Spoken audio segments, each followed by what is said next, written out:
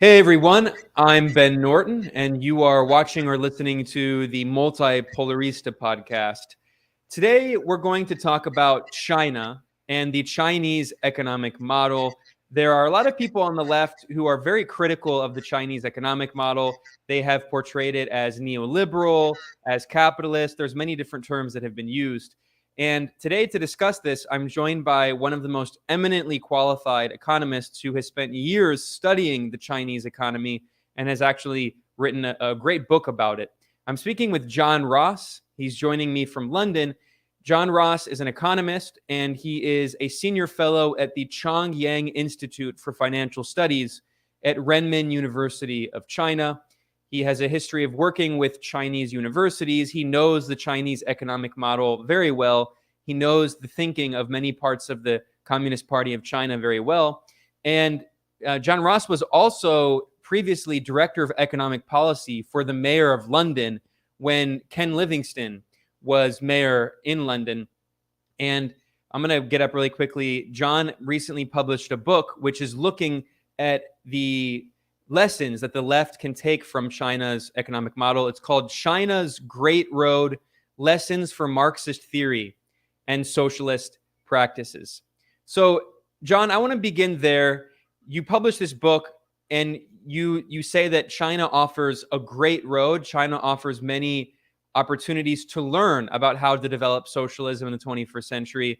This is a view that contradicts some views spread by other left-wing economists and philosophers and sociologists and such. I'm thinking especially of certain scholars like, for instance, David Harvey, who wrote this famous book, The Brief History of Neoliberalism, in which he actually claimed that after the rise to power of Deng Xiaoping in China, that China took a neoliberal path. And he even put China at the same level as Ronald Reagan and Margaret Thatcher.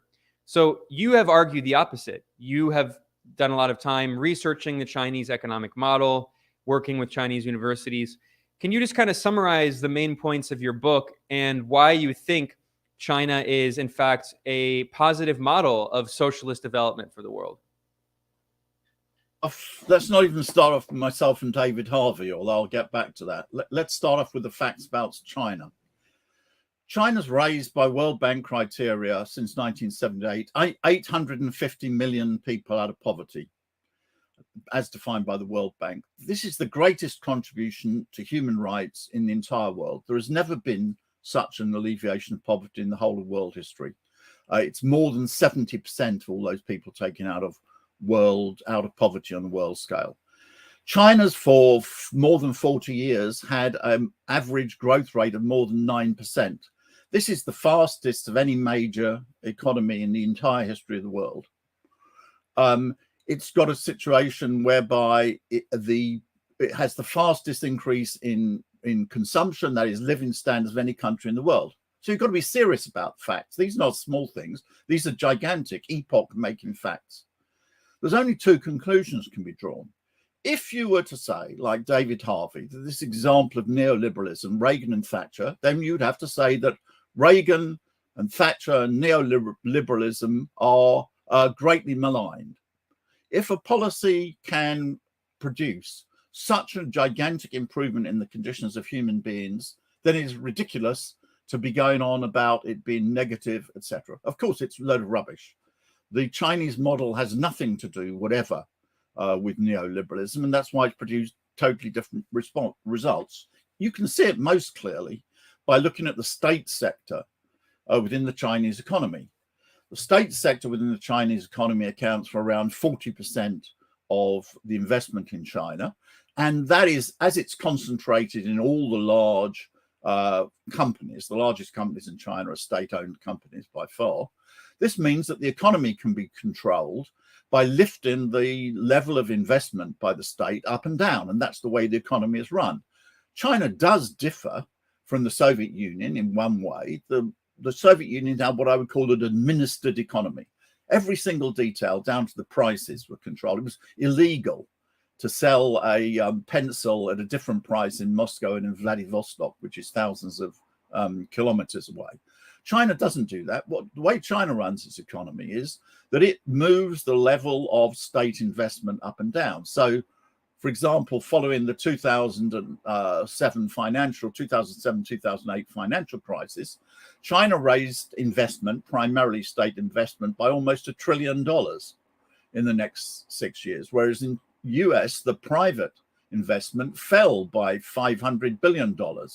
There's no system in the United States or in neoliberalism which controls the economy by regulating, moving up and down the level of state investment. So this whole claim that this is anything to do with neoliberalism is firstly factual nonsense, and secondly, it has actually profoundly reactionary conclusions, because if you would think it was neoliberalism, then, as I say, neoliberalism is greatly maligned. If neoliberalism can produce such a gigantic improvement in the conditions of human life, then it's a progressive system, not a reactionary one. Yeah, and this brings up the criticism that has been levied against this accusation that China is neoliberal. Well, if China's economic model is neoliberal and it has been able to lift 850 million people out of poverty, then why hasn't India, which has a thoroughly neoliberal economy, been able to also lift hundreds of millions of people out of poverty? And all you have to do is look at, India got independence from British colonialism in 1947. China had the triumph of its socialist revolution in 1949. So they were at similar stages of historical development in the 1940s, going through a period of colonialism. And China comes out of that having a socialist revolution.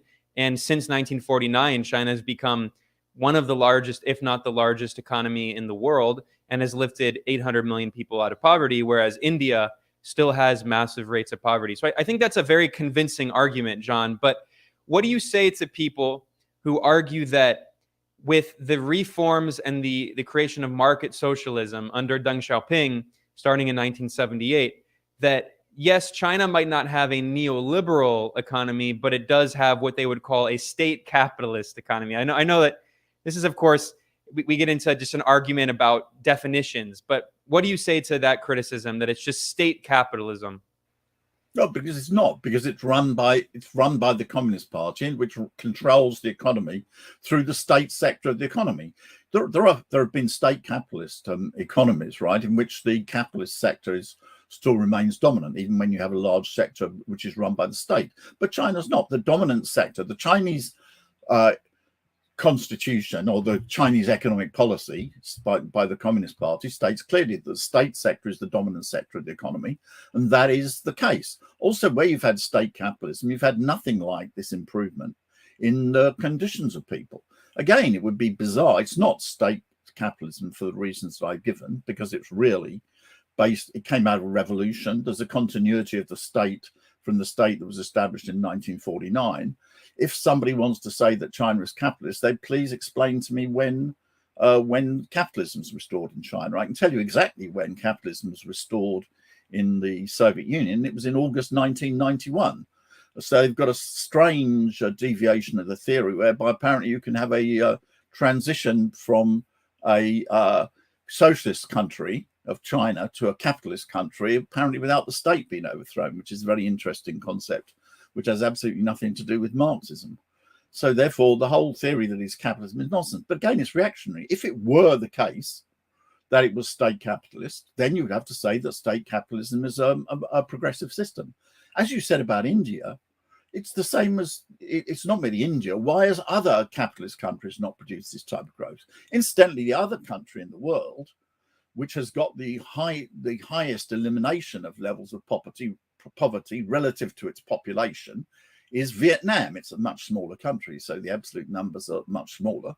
But that's the other country which has succeeded in eliminating poverty, or gigantic improvements in the question of poverty, and that has basically the same economic system as China. So it's not even that China's has a specifically Chinese system. It's a model which can be used, not mechanically copied, but can be used very successfully by other countries, as Vietnam shows. Yeah, that's a very important point, and I would definitely in the future like to explore Vietnam's economic model. But you mentioned something important, John, and that's that a significant percentage of China's overall economy, somewhere around, the estimates vary, 30-40% of GDP, comes from state-owned companies.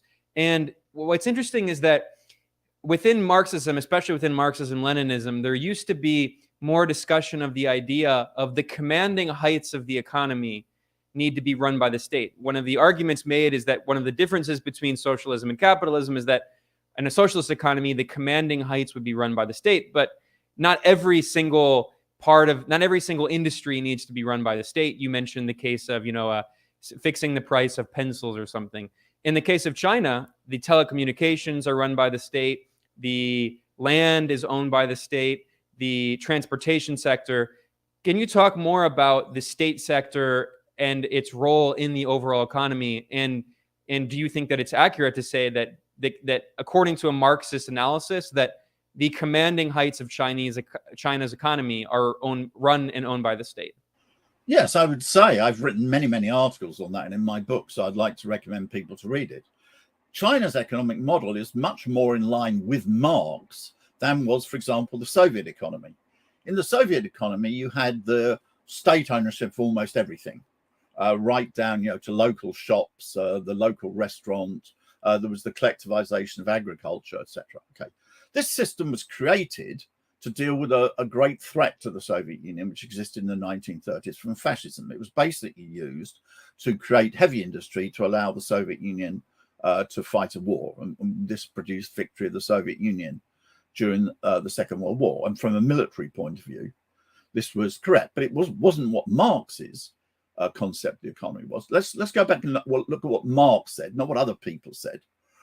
In the Communist Manifesto, Marx said that the working class, having taken power, would use its political power to wrest capital by degrees, as he puts it, from private ownership.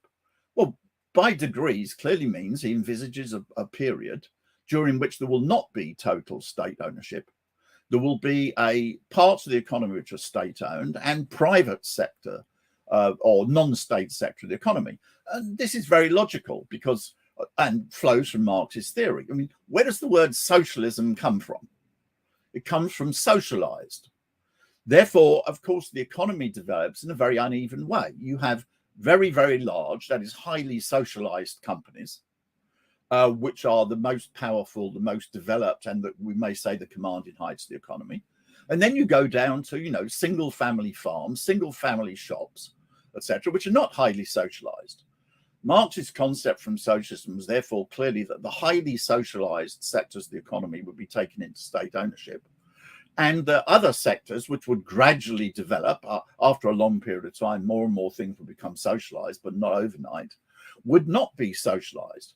Or if you take, for example, Marx's one of his last works, because he didn't change his mind on this matter, the Critique of the Gotha Program, which is one of the last things he wrote, he explained that in the first stage of socialist society, he puts it, as it emerges from capitalism, payment will be according to work. Of course, he said this is not the final goal. The final goal, as Marx defined it, is from each according to their abilities, to each according to their needs. But he says this is objectively impossible in the first period of socialism. So we're going to have to go through a phase in which people will be paid by their work, which is an expression of the law of value incidentally, because if you're paid according to work, then you're paid according to value. And that's the first stage of socialism. So Marx never had a concept that everything would be taken to state ownership. In the Soviet Union in 1929, more or less from 1929 to 1933, everything was taken to state ownership.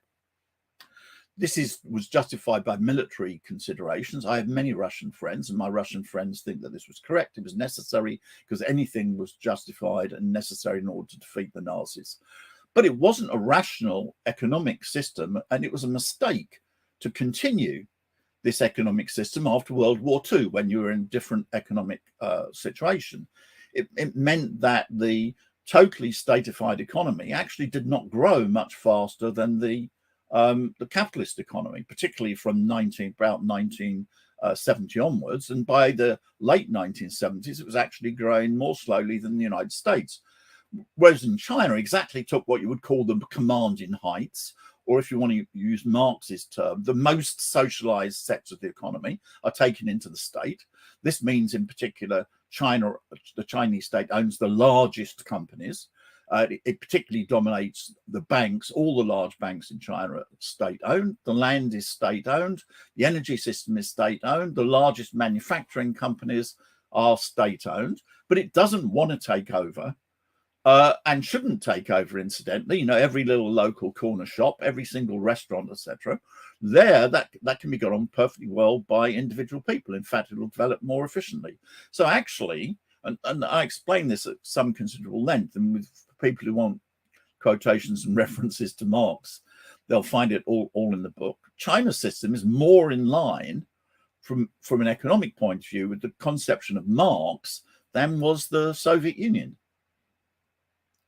Yeah, and I want to ask you, John, about your time in the 1990s. You saw the horrific structural adjustment and program imposed on the former Soviet Union, the neoliberal shock therapy. We'll come back to that in a second, because I think it's important to talk about what the West has done to, what it did to the Soviet Union, what it has since done to Russia economically. And we can talk, of course, about the sanctions on Russia. But before that, you mentioned something important, and that's land ownership in China. The land in China is owned by the state. And maybe you can talk a little bit more through that, because it's actually somewhat confusing. I do know that land in China is owned by the state, but basically what it does is it kind of allows people to basically rent it for like 50 to 70 to 80 years at a time. So can you talk about how land is managed under China's model of socialism, and how it compares to, for instance, the Soviet system for land ownership? Well, the difference is the following. If you take the Soviet system, what you had was collective farms. There was not individual farming. Instead, you had collective units, and individual people not merely didn't have ownership of the land, they didn't have use of the land. In China, you have what is called the household responsibility system. That means that in general, the farmers are family-run farms. There are, of course, some cooperatives and there are combinations of people, but the fundamental unit in the Chinese farming is the household. And this was the big change after 1978, the introduction of the household responsibility system. What in essence you have is you could conceive it to a very, very long-term lease. In practice, virtually indefinite lease, because you don't want to have short-term leases. It's not formally, legally a lease, it's a responsibility system, but nevertheless, the nearest comparison. You don't want short-term land ownership, because that means that there's no incentive to the farmers and peasants to make improvements. Why, if their land was going to be, the use of the land was going to be taken away from them after 5 years, why should they engage in a great deal of investment? Many things necessary for agriculture, for example, irrigation and so on, and construction of buildings need a long term. So they need to have the right to use the land for a long period of time, and that's guaranteed, provided that the land is used. But what they can't do is they can't legally own the land, and that's the big difference. So you're not having a system whereby private landlords are taking in rent and so on. That itself, of course, is an enormous advantage in China for the farms. So de facto, the individual households run the farms. They don't own the land, but they have a guarantee that they will be able to use the land for a long period of time. That's the system. Yeah, it's very interesting. And I know it kind of also depends on if it's in a rural area or in a city, and it's a complex system. But you also talked about the differences between the Soviet model and the Chinese model. And what people might not know is that you spent several years in post-Soviet Russia in the 1990s. You saw the neoliberal shock therapy that was imposed on the former Soviet Union. And we now know there have been studies published by major international organizations that show that the life expectancy of the average Russian decreased by several years, that there were millions of excess deaths, according to UNICEF, which published a report 10 years after the capitalist reforms were imposed on Russia. And also there were millions of people pushed into poverty, child malnutrition increased. I mean, so many social ills. You were there on the ground. Can you talk about what you saw firsthand and how that informs your view today of not just China, but also Russia? Yeah, very, very certainly. I mean, just to give a tiny little background, I went to Russia and I wrote an article which became well known in Russia. It was originally published in Russian, not in English, called "Why the Economic Reform Will Succeed in China and Fail in Russia and Eastern Europe." The reason I wrote the article was I actually started to study the Soviet economy way back in the early 1970s, and I began to look at the Chinese economy, particularly after 1978. The basis for this was some theoretical questions, but the basic conclusion was that the Chinese economy should be extremely successful for the reasons I've outlined, because it was in line with Marx. And I thought that the policies which were introduced by about 1981, it was clear this was a big success. I also thought the policies introduced by Gorbachev went exactly contrary to what was required. It didn't introduce individual farming. It didn't open the economy to international trade, but it began to prepare the privatization of large-scale industry, whereas China preserved the ownership of large-scale industry. So therefore, I thought that the Gorbachev would result in a disaster, which I'm unfortunately, of course, unfolded. Right. So therefore, because I've been studying this for a long time, that was why I went to Russia as soon as possible in 1992 and wrote the article. The line of the article is totally self-explanatory from the title. Unfortunately, exactly the disaster that was predicted, not merely by Gorbachev's policies, by shock therapy, unfolded. I mean, this was the most horrible experience of my entire life. You can explain it in terms of statistics. The Russian economy contracted by 40% between 1991 and 1998. This is the largest peacetime fall in output in any major economy since at least the Industrial Revolution, probably longer, but certainly since then. In other words, it was an economic catastrophe. It gave me no pleasure to see it, but it confirmed these predictions. As you mentioned, life expectancy fell. Male life expectancy fell by around 5 years. Millions of people were excess deaths. But I can also explain it in a personal sense. It was horrible to see. People were so poor that you had pensioners who would be standing on the streets in the Russian winter, and which is, really cold, not even trying to sell a pack of cigarettes, trying to sell a single cigarette. You saw pensioners who made pies at home, and they would stand for hours on the street trying to sell the pie that they'd made for themselves. And this wasn't small numbers of people. This was thousands and tens of thousands of people. It was particularly horrific because this, of course, was the generation that fought World War II. They defeated fascism. They defeated Nazism. It should have been the highest duty of the state to make sure that in their retirement they could live properly. And instead, they were thrown into these horrific conditions. Or again, if I can give a personal anecdote. I was hiring a room where I was doing my work. I was working with some Russian colleagues. And every time we came into the building, I noticed something which I thought was rather strange, which was that in the entrance, what you might call the caretaker's room, at the beginning, there was a whole family living. There was, I assumed, a husband. There was a man and a woman. There were 2 children. And they seemed to be living in this because there were beds and everything, in this room. So I thought this was very strange and felt sorry for them. And, well, not sorry, but I didn't like such things. So, I arranged, they could do various things in Russia. I didn't know how to get around, how to buy certain things, etc. So I gave them some small amounts of money in payment for what they did. And it was terrible. The guy came to see me almost in tears after I'd been doing this for a few weeks and said, "Look, I want to thank you so much. We originally came from Nagorno-Karabakh, where there was a war between Armenia and Azerbaijan, which was another aspect of the disintegration of the Soviet Union. Wars broke out. I mean, of course, there's a tremendous war now going on in Ukraine, which is perfectly possible to predict 30 years ago.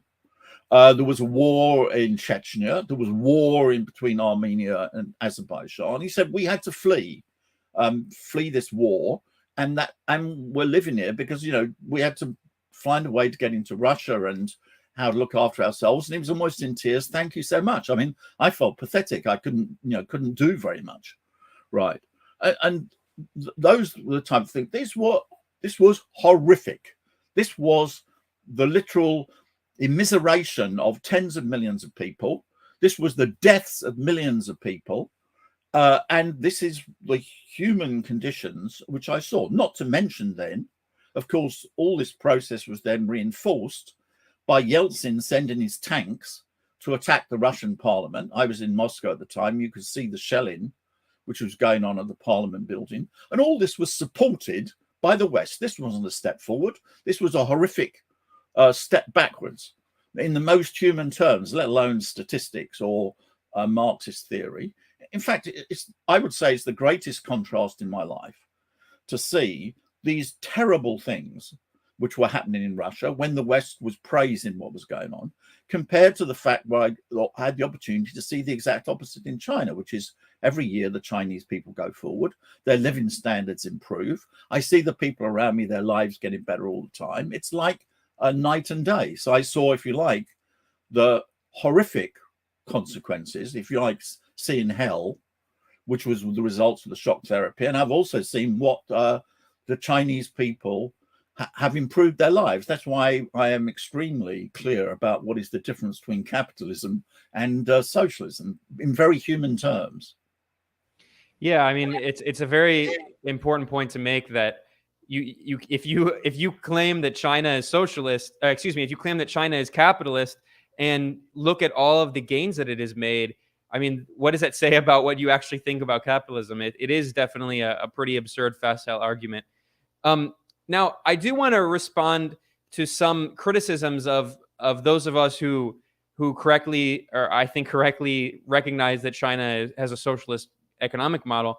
There are those who have criticized that model, and there are valid criticisms of inequality, saying that, well, they argue that China can't be socialist because it has billionaires, and of course, China is not a classless society. It is on a path toward socialism and eventually communism. It's a complicated historical process of development.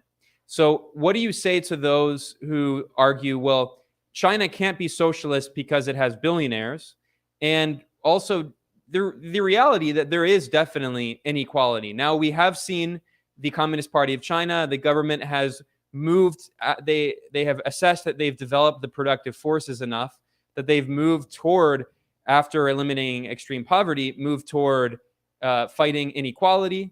We see now that the government is talking about the idea of common prosperity and fighting some of that inequality. But what is your response to those who say that China can't be socialist because there are billionaires?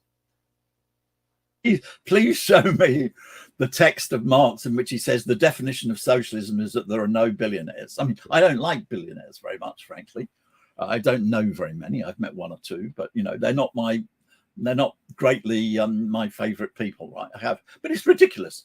The aim of Marx was to improve the conditions of people, of the great majority of people, not to suppress other people.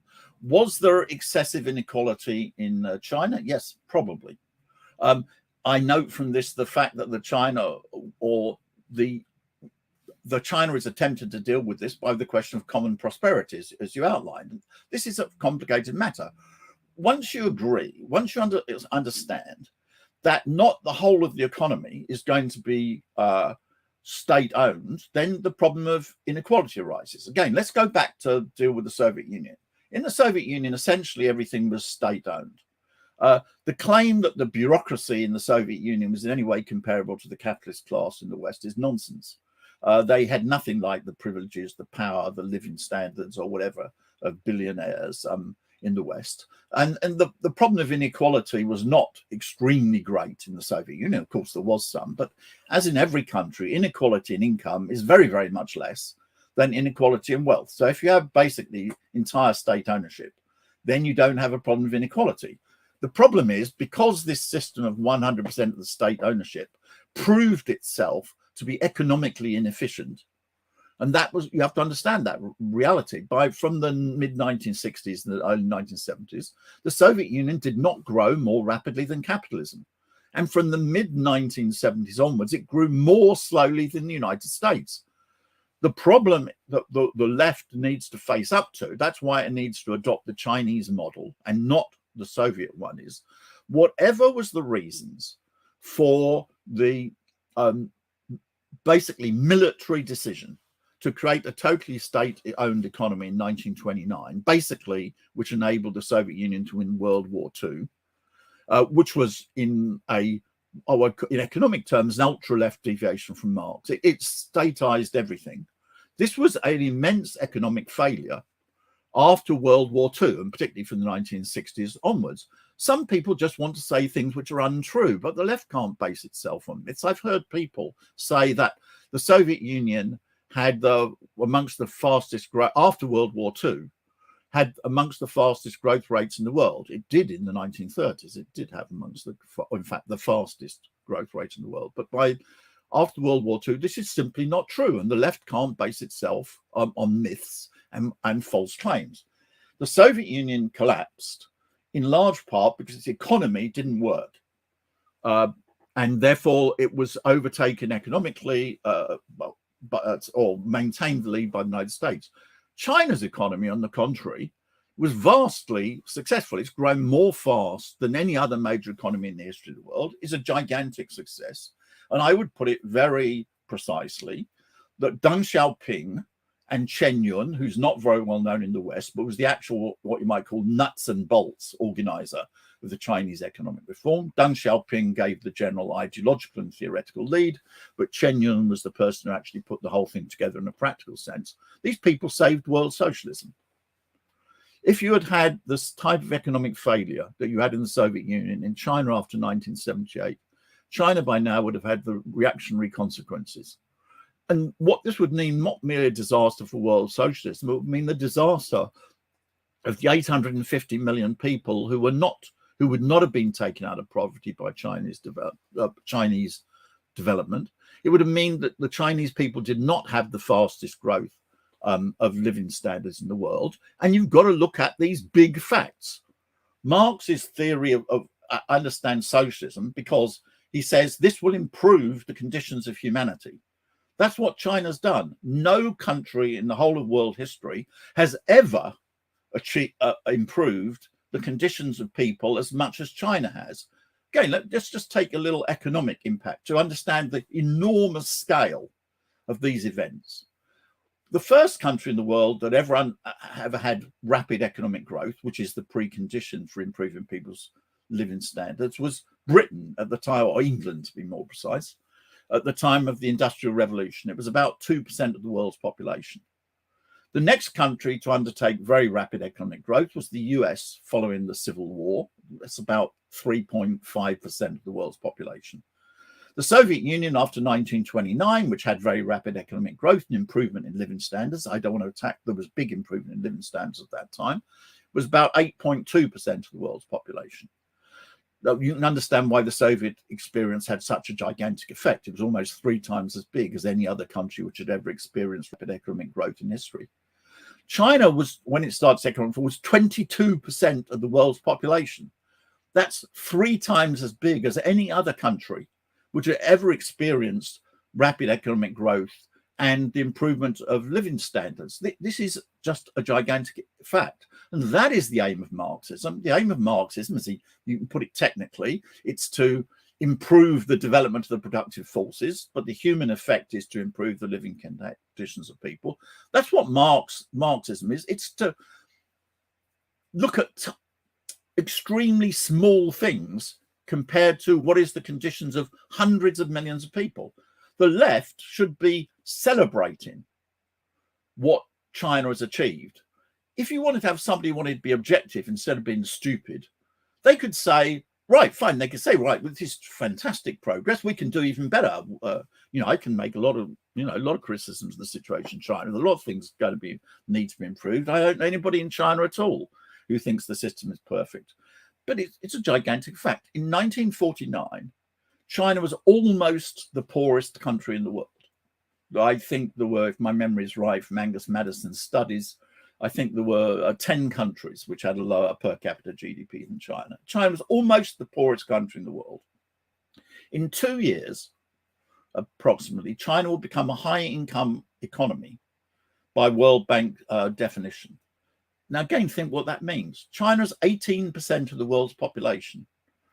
The people who live in high-income economies today are 16.5% of the world's population.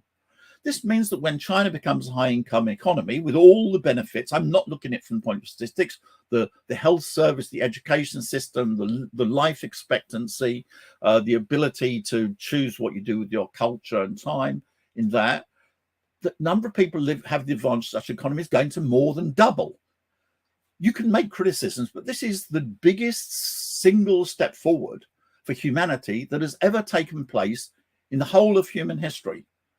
And other countries can learn from it, as with Vietnam. And that's what the left should be saying, not getting obsessed by what are tiny little pinpricks, like there are some billionaires, I don't know, in China. The left's got to raise itself to understand in the enormous, gigantic scale of what China represents. Yeah, and I've the way I've seen it expressed by people in China is that in these Western neoliberal capitalist economies, billionaires control the state, whereas in China, the state controls the billionaires. And the state has often and is currently taking action against some of these billionaires, as we currently see in the campaign against Jack Ma and others. So I think that's an important point to keep in mind. Now, John, I have a question about the idea of the Asian tigers, right? Because we often hear that the Asian tigers, specifically, South Korea, Singapore, Hong Kong, which is part of the People's Republic of China, but has a different economic model. It's what they call one country, two systems. These countries, or rather, in the case of Hong Kong, it's part of China. In the case of South Korea and Singapore, these countries are often portrayed as the success of neoliberalism. Supposedly, the World Bank famously claimed that the reason that South Korea and Singapore developed so rapidly was supposedly because they had little state intervention, although that seems like a historical revisionism, because in reality, there was a lot of state intervention in their economies. But what do you say in response to that argument that there is this argument made by capitalists who say that, well, the reason China developed so quickly is because it adopted a similar policy like the Asian tigers. Although actually what we see now is that growth has slowed in some of those countries, like in South Korea, while in China, growth is still, very, very rapid. So what do you think of the Asian tigers, and how does China's model differ, or how is it similar to the model of the Asian tigers? The claim that the Asian tigers grew because of neoliberalism can only be made by somebody who's never studied the Asian tigers. The only one of those economies which was relatively liberal was Hong Kong. And basically, Hong Kong grew incredibly fast because it had the advantage of being close to China, which it still has the advantage of. Basically, it was an offshore base for China. That's why it did. And they're tiny, right? Okay. South Korea, it's got nothing to do with neoliberalism, whatever. It was massive state-directed companies, protected companies, gigantic situation of supplying cheap capital. It was what you have. It's what you had. Interest rates were kept extraordinarily low for savers, so that you put your money into the South Korean banks for almost no rate of interest if you were an individual saver, and it was then lent to companies to invest at extraordinarily low rates of interest, allowing massive capital investment. There's excellent books on the development of the Asian tigers, and this was got nothing to do with neoliberalism, whatever. Singapore is one of the most directed economies, not merely in the economy, incidentally, but in life. Anybody who's been to Singapore knows this is one of the most regimented societies in the world. I mean, the first thing you're greeted with when you land in Singapore is a notice which says Singapore executes drug smugglers. And if you go and drop chewing gum on the pavement, expect to be arrested. And again, it had a totally directed system like that. And exactly the same with Taiwan. Taiwan was it was a dictatorship, of course, for most of its period, and it certainly didn't have a liberal economy. So anyone who's claiming that these economies is neoliberal, I'm frankly is totally talking nonsense. They've never studied them. There are some similarities between China's economy, but not in these things. It's in the fact that all these economies had incredibly high rates of investment. China's got the highest rate of investment of any major economy in world history. They're relatively open to foreign trade, which is also correct. Marx's concept of the socialization of labor includes the fact that economies should be open to foreign trade. That was another mistake of the Soviet Union, to be a self-contained economy. So I'm afraid this is claim of neoliberalism is just a whole load of factual nonsense. Yeah, I think that comparison is also, I mean, it's ridiculous.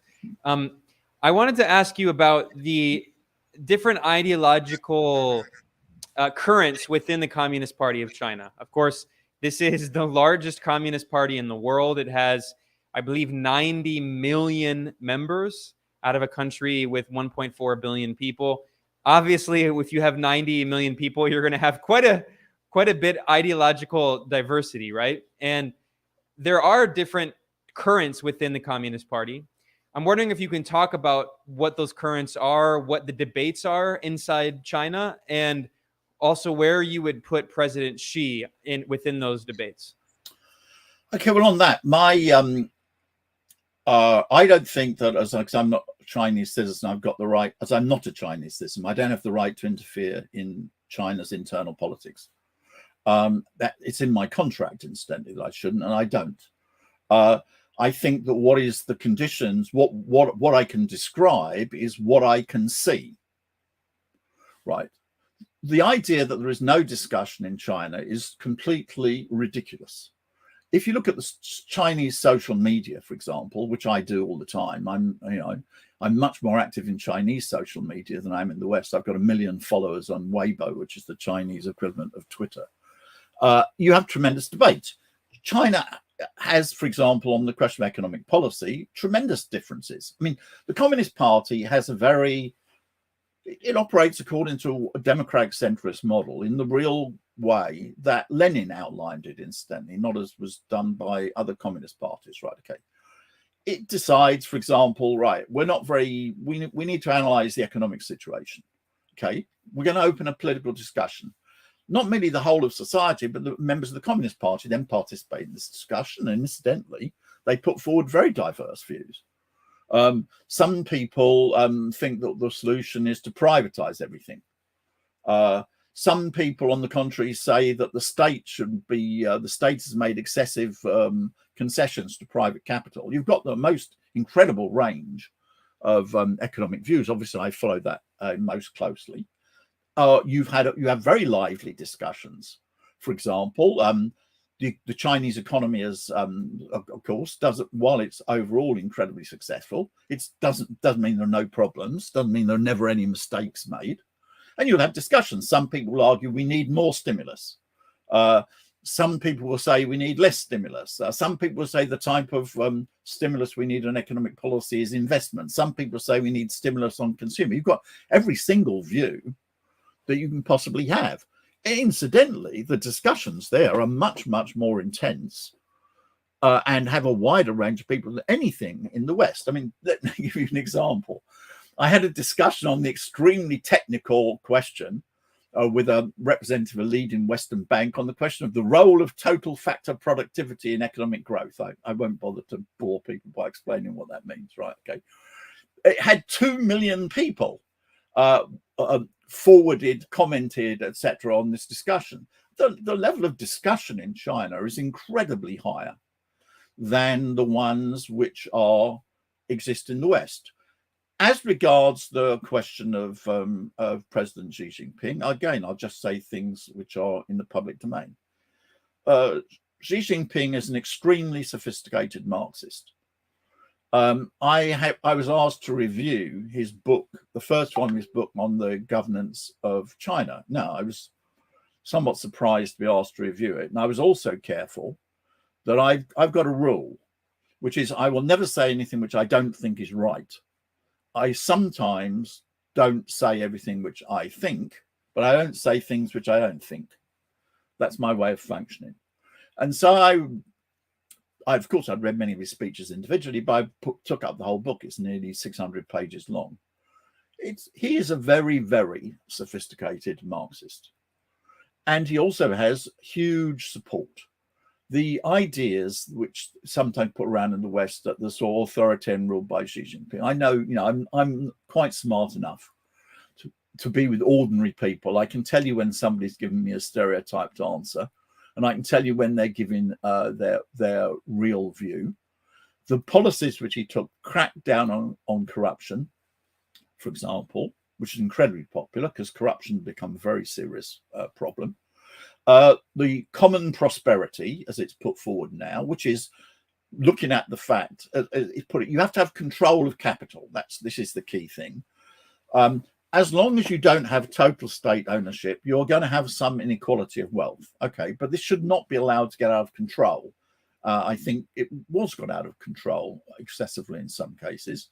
And the idea of common prosperity is that everybody must benefit in this situation and the whole of society must go there forward. These are incredibly popular ideas, not to mention completing the target of the total elimination of poverty, absolute poverty in China, which was set and which was achieved, which was an incredible effort, incidentally.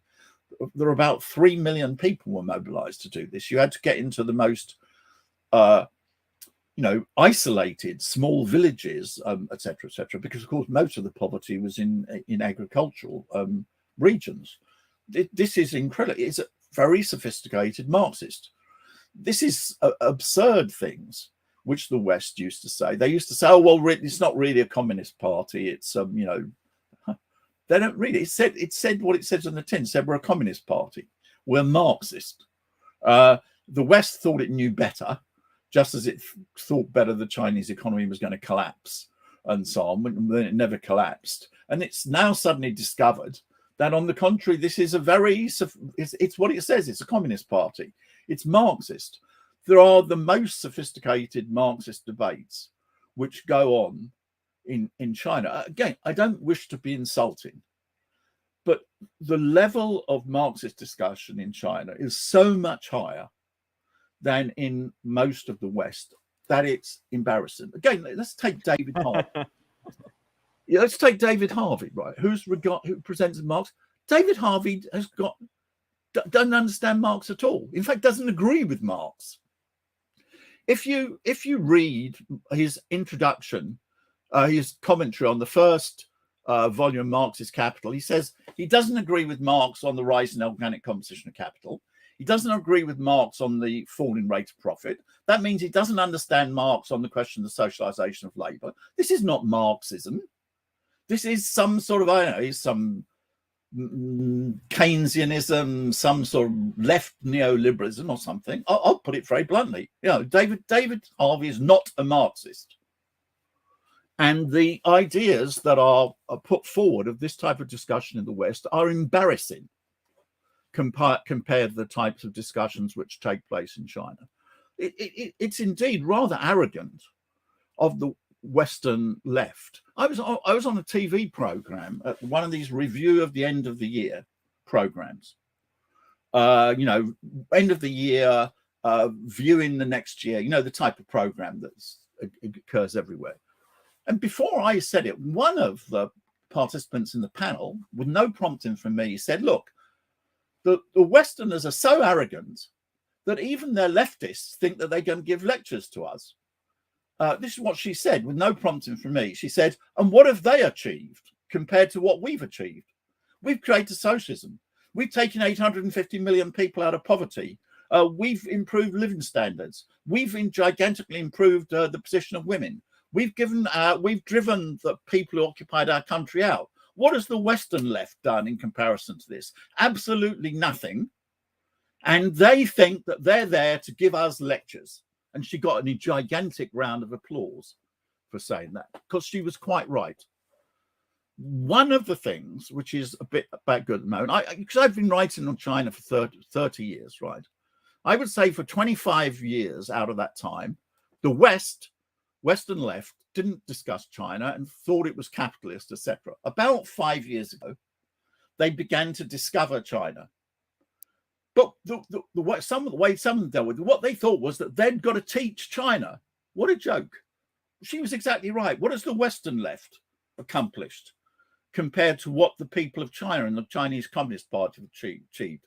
I've got a website called Learning from China, learningfromchina.net for those who want to find it. And I deliberately put it that way because as a provocation, because that's what it really needs. It's not the job of the Western left to be giving lectures to China because it's achieved nothing in comparison to what the people of China have achieved. The Western left has got to understand exactly to learn from China. And that's the points that I would make in relationship to these things. For God's sake, God is not a very good thing for invoking Marxism. Just get a grip.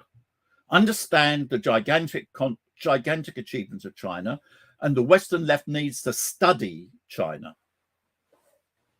Yeah, I strongly agree. And from my perspective in Latin America, it's so frustrating to see so much condescending criticism of Cuba and Venezuela and Nicaragua, and even from Bolivia, from these armchair socialists in the global north who frankly have never been able to accomplish anything. And they think they can lecture Cuba, which survives despite 60 years of brutal economic war waged by the global superpower. I mean, it's peak arrogance. But in the last 10, 15 minutes here, John, I do want to ask you about your experience as an economic advisor for Mayor Ken Livingstone when he was mayor of London, and also the Corbyn movement. And so I'll talk about that in a second. But while we wrap up our discussion of China here, I want to talk about the U.S. economic war, because, of course, I would be remiss if we didn't talk about the new Cold War. You are part of a group of people. I also collaborate with them. No New Cold War is the name of this campaign, against no Cold War. The idea of campaigning against the new Cold War, against the second Cold War. And we've seen that going back to the Obama administration, that the Hillary Clinton State Department declared a pivot to Asia, which, as Brian Becker often points out, really means pivot to war in Asia, war with China. And then we saw the Trump administration came in, and Trump began a trade war with China, imposing sanctions targeting China's technological companies, especially Huawei, to try to prevent Chinese technological competition. And we've seen some of those policies continue under the Biden administration, the imposition of sanctions.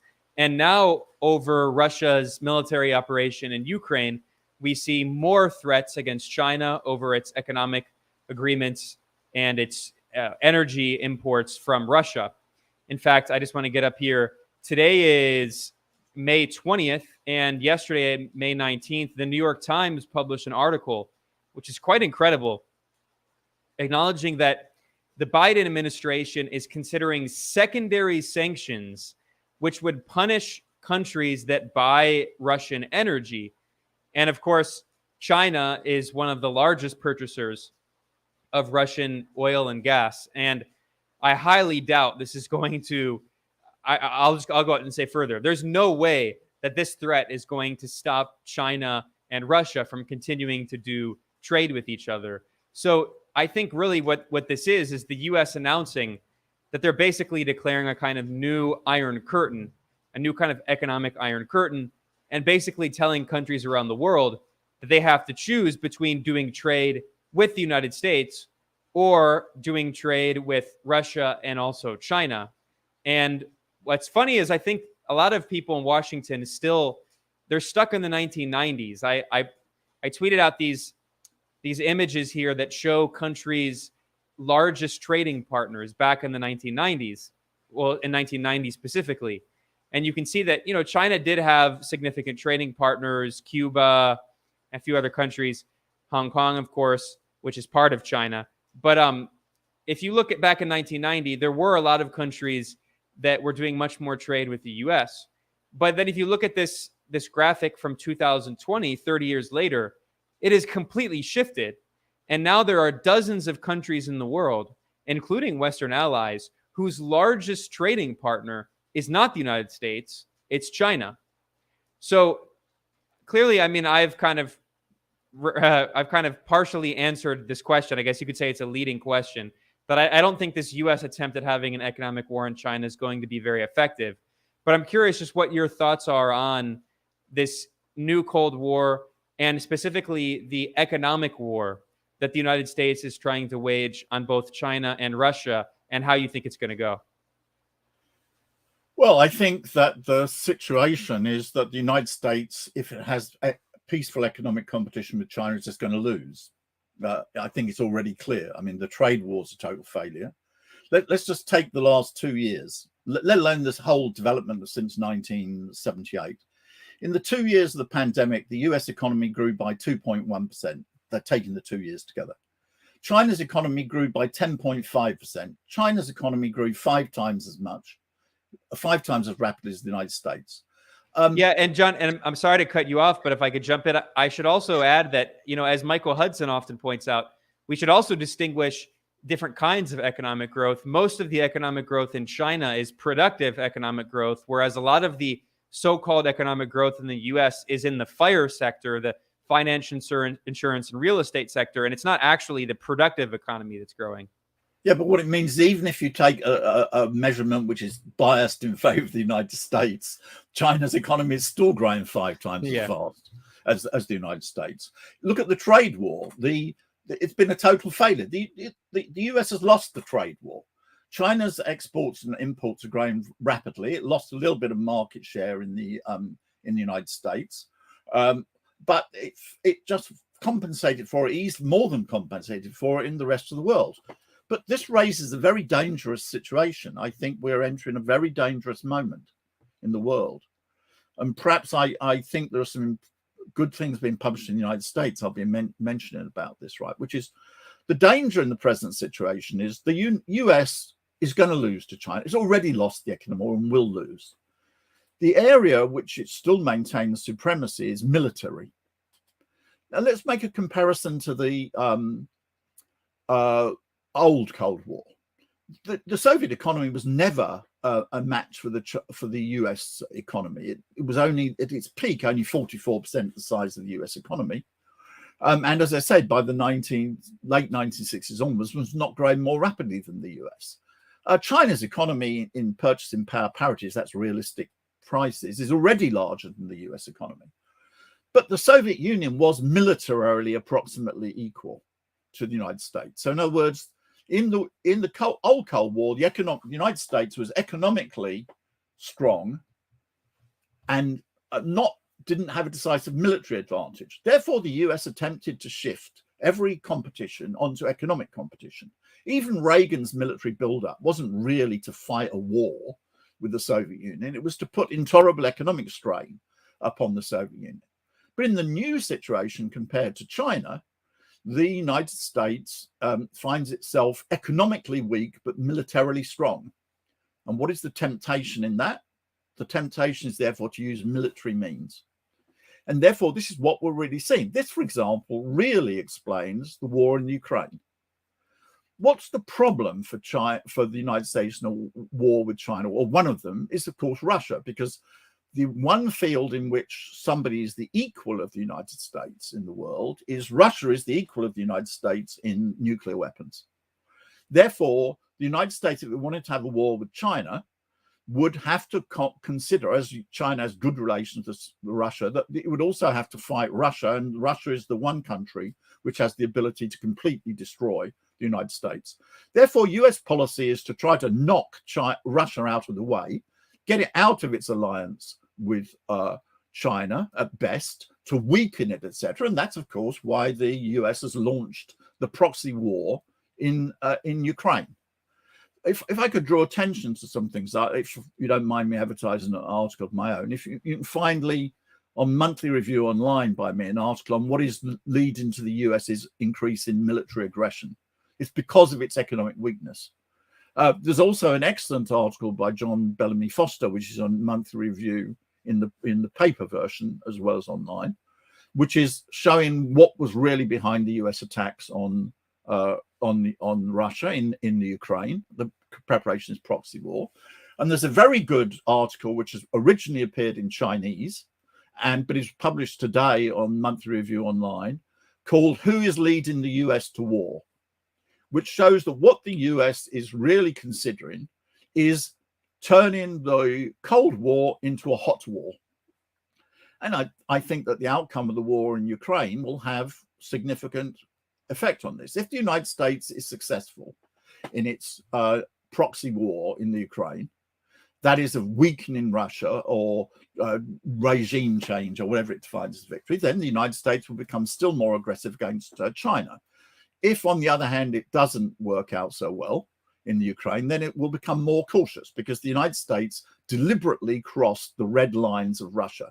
It knew that the attempt to bring Ukraine into NATO was intolerable to Russia. I mean, the United States was prepared to launch world nuclear war in 1962 to prevent missiles being in Cuba, Soviet missiles being in Cuba. And I would point out that the distance from the Ukraine to Moscow is only half the distance from Washington, from Havana to Washington. So the United States knew it was prepared to cross the red lines of a major power. Previously, the United States had attacked only developing countries, Iraq, Libya, Syria. This was a new escalation. It knew what it was doing and was prepared to take the risk of crossing the red lines of a major nuclear-armed power. This is a qualitative escalation. And therefore, this is the real risk. It's not that there's no possibility of the United States defeating China in peaceful economic competition. The great danger is therefore that the United States will decide to launch military means, warfare, in order to try to prevent the rise of China. And this is a very serious threat to humanity at the present time. Yeah, I agree. I mean, it's extremely dangerous, especially with the possibility of a nuclear exchange. And, people in Washington are very extreme ideologically. And outside of the bubble of Western media, I think most people in the world recognize how extreme U.S. politicians are, and they're always pushing for war as a solution to all problems. I want to ask you a concluding question about your work with Ken Livingstone in London and also at Jeremy Corbyn. But before that, I do want to thank all the commenters and especially the super chat. I want to thank Blackjack Pinocchio. Thank you so much for the donation. It means a lot. And there was an interesting question here from another super chat, and this is for you, John. And just briefly, someone asked about I don't know if you know anything about the China has been investigating the former head of monetary policy at the central bank. His name is Sun Guofeng. I don't know if you know anything about this case, and it seems like it's part of the Xi administration's crackdown on corruption. I don't know anything about this particular case. There is a general crackdown on corruption, which is very popular, carried out by the Xi Jinping, but I don't know about this particular case. Yeah, that was a question from Gabri Kwan. Sorry about that. I wish we could provide more insight, but thank you for the super chat. Thank you for the donation. It means us a lot. So to conclude here, John, let's briefly talk about your time. You were director of economic policy for Ken Livingstone when he was mayor of London. I wonder if you can reflect on your time and also what has happened to the Labour Party, not only with Tony Blair, but also with the sabotage of Jeremy Corbyn. And Ken Livingstone was suspended from the Labour Party for correctly talking about the history of Zionist groups and apartheid Israel collaborating with the far right and with fascist movements. And also, by the way, we now know that apartheid Israel has been supporting neo-Nazis in Ukraine, sending weapons to the Azov battalion. So that was yet another example of Ken Livingstone being proven correct in what he said. But I'm wondering if you could just reflect on what has happened to the British Labour Party and what your experience was like working with Livingstone. Well, I was extremely proud of what Ken achieved. I worked with Ken. I mean, not merely as a friend, but somebody paid me money. Let's put it that way. First as an advisor, and then as director of economic policy for 21 years. Ken was a remarkable person, had a remarkable record. He developed both very good economic policies for London, things which helped ordinary people greatly, developing the fares fair, reduction of transport systems, development of free travel for younger people, development of free travel for older people. He delivered greatly for the population. He particularly delivered in the struggle against racism, the activities that were undertaken by the Greater London Authority and the Greater London Council, as it initially was, and then the Greater London Authority, were incredibly popular. That's why Thatcher removed from office the first time. He got the first civil rights for same-sex people because he couldn't introduce a law to allow same-sex marriage, but there was the introduction of what was civil partnership that was done in London. And he, for example, the accusations about anti-Semitism ridiculous. He introduced the celebrations of Jewish festivals into the official calendars of the Greater London Council, and all this charge against him was a complete frame-up, in exactly the same way that the charges against Jeremy Corbyn were. So if we just go back to Ken, I'm very proud. We delivered a very great deal, and he delivered more. I'm very pleased I was advisor, but he was the person who was in the end took the decisions of what was done for the people of London.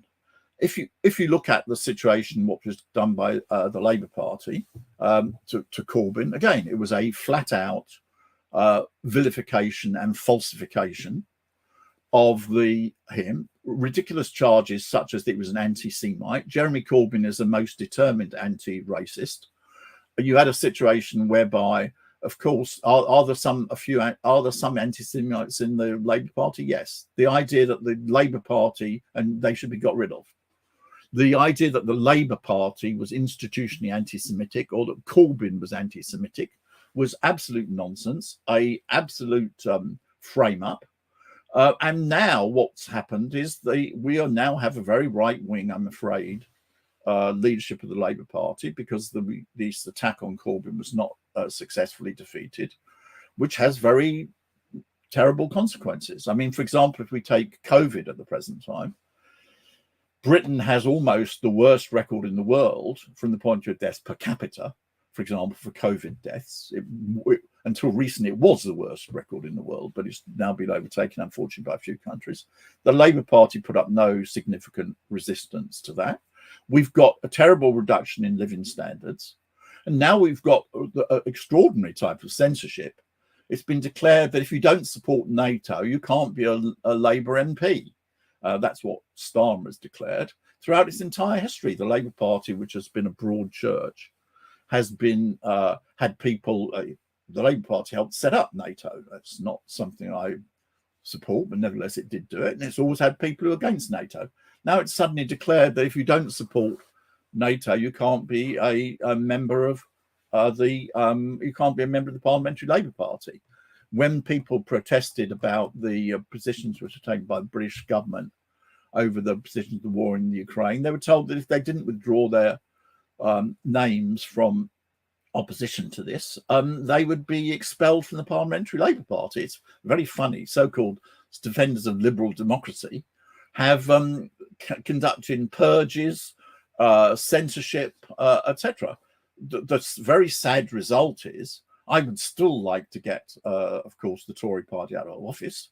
And I would urge people to vote for the Labour Party, but I'm afraid that the Labour Party will carry out very right-wing policies in government and probably lead to it becoming extremely unpopular. That's because, of course, we're facing very difficult economic conditions and very difficult conditions with COVID. So that, I'm afraid, is the situation, as in many countries in the global north at the present time. The right wing is on the offensive, as we also know there's been the situation within the United States, whereas in the global south, things are advancing. There's very exciting prospects in Latin America, whereby left-wing government's been elected. There's a possibility that Lula will win the election in Brazil for president, which would change the world geopolitical situation. There's even a possibility, or there is a possibility, that the left will win the Colombian presidential election. That would be an extraordinary change. Colombia has been dominated by the right, even throughout the whole, from 1960s, 70s, 80s, and during the so-called pink tide. So we have really rather dramatic differences which are taking place in the world. You have in the global south, aided by the alliance with China, you have advances by the left. In the global north at the present time, we have setbacks, but we have to fight. Socialists can't choose where they're born. They can't choose where they operate.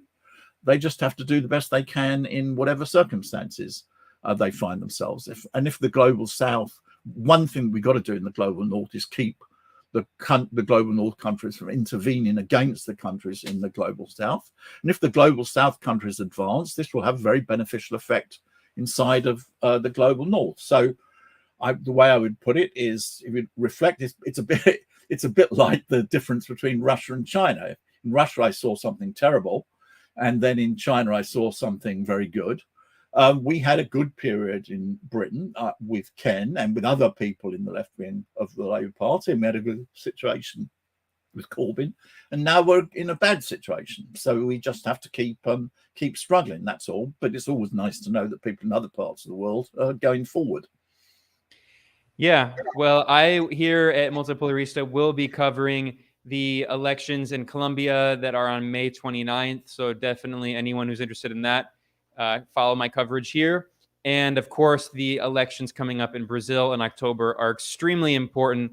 I've already been doing some coverage of that, including the announcement by Lula da Silva, the leading candidate, that if he wins the election again, and if the election is free and fair, according to all the polls, he's going to comfortably win the election, then he's promised to create a new pan-Latin American currency to weaken their dependency on the US dollar. So there are a lot of exciting things happening, especially in the global south.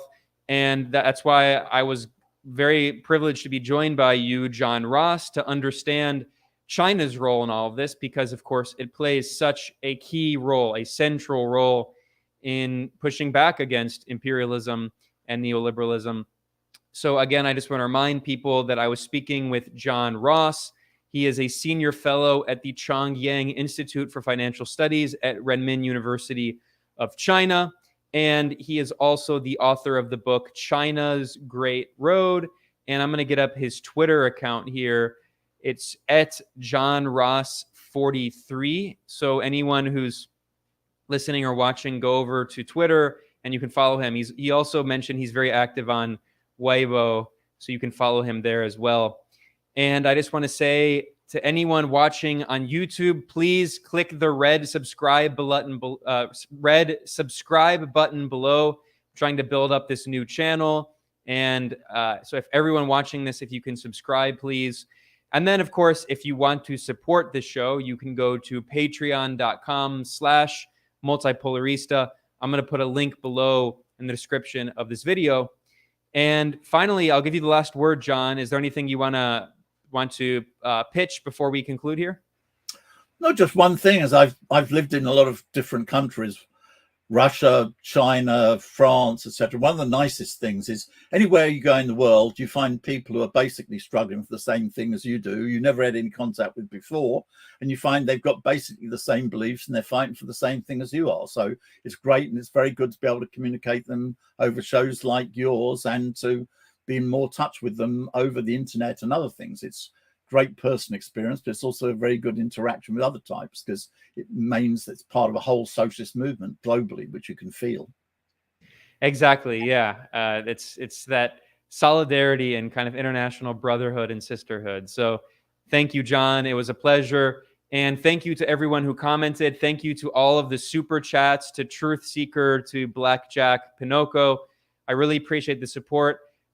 I have no, major financial backers. This is completely independent. And I will be back next week with more coverage. I'm going to be covering the U.S. sending hundreds of troops to Somalia. I'm going to be covering the election in Colombia. I'm going to be covering a people's tribunal that is going on right now over the massacre of the revolutionaries in Sri Lanka, and other stories. So definitely keep track of this channel, and I'll be back next week. Thanks to everyone. I'll see you all next time.